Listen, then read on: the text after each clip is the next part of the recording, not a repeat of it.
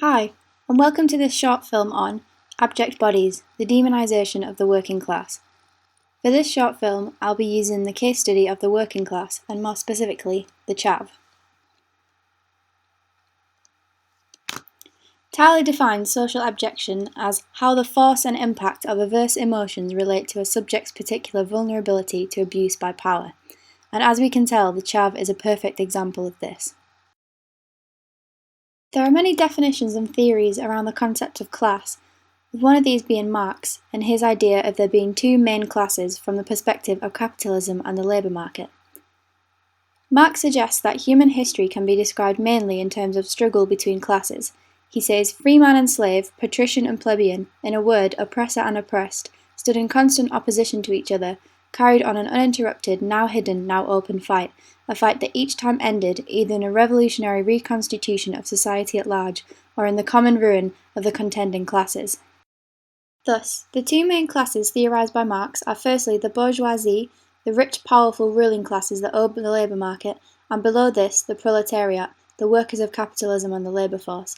Marx stresses the relationship between these two and states how the proletariat were exploited by the bourgeoisie, and while society is very different now, the modern capitalist market still exemplifies these inequalities between the classes. As Jones states, there has never been an age when the working class were properly respected, let alone glorified.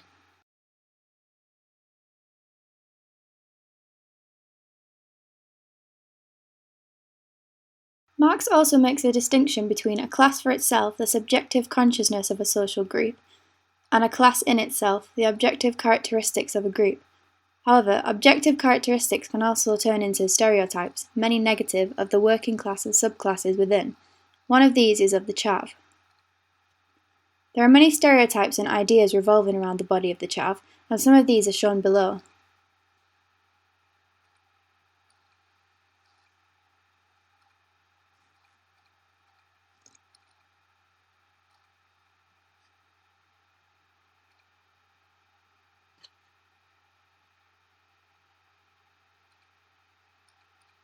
However, like previously mentioned, the chav can also be considered in terms of their objective characteristics, in other words, the way they look.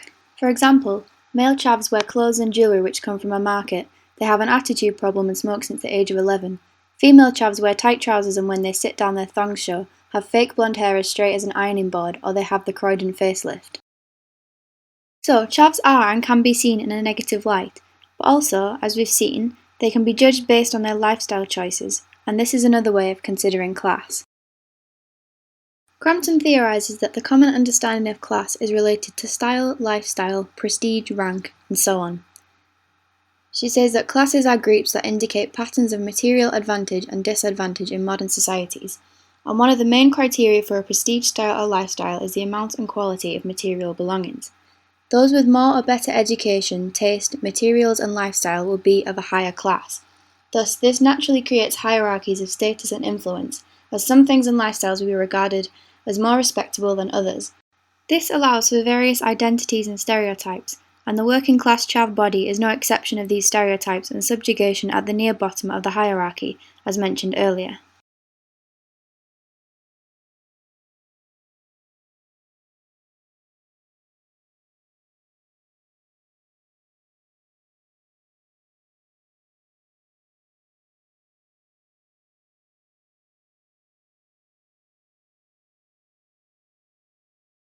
Weber also theorizes that class is a communal consciousness. He says that classes weren't groups of people, he says they represent the idea of grounded communal actions between people. He says that people carry forms of a class or class action in their everyday lives, not necessarily belonging to or categorized in a particular class. Status distinguishes people, not class groups, and people don't belong to a class. Therefore, this could suggest that class is no longer an important concept in society, and that if you have some form of status or respect, then class is irrelevant.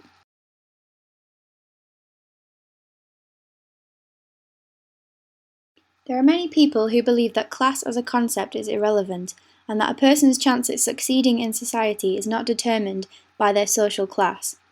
One of these is Pakulski and Waters, who say less and less is left of class theory's original seductive emancipatory promise. its ideological pretensions and its radicalism have faded, and with them have also faded a large part of its attractiveness and appeal. Ulrich Beck's idea that class is a zombie category also stresses the fact that the idea of class lives on in people's consciousness, but the reality is not so true. Additionally, Crompton says that although class divisions are persistent, the idea of class has lost its importance as a central discourse or political organizing principle in contemporary societies. This is a consequence of changes in jobs, in employment and in localities, as well as quite deliberate and conscious changes in discursive frameworks. And finally, Giddens argues that a more meritocratic society persuades individual achievement, effort, and thus there is less focus on class and more focus on individuals. However, is this actually true? For example, recent research has shown that the rich are 64% richer and the poor are 57% poorer after the recession. It also found that 75% of senior judges, 59% cabinet ministers, 57% permanent secretaries, 47 newspaper columnists, 50% diplomats, 44% of public body chairs, 38% of members of the House of Lords, 33% of BBC executives, 24 of MPs, and 12 of those on Sunday Times' rich list are actually Oxbridge graduates. Also, 48% of Conservative MPs went to a private school, and 50% went to Oxbridge universities.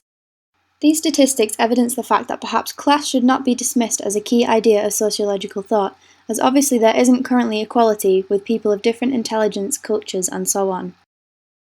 Bourdieu's conceptualization of social class regards social relations and hierarchy. He says that class inequalities are reproduced, sustained, and modified through the daily activities of individuals.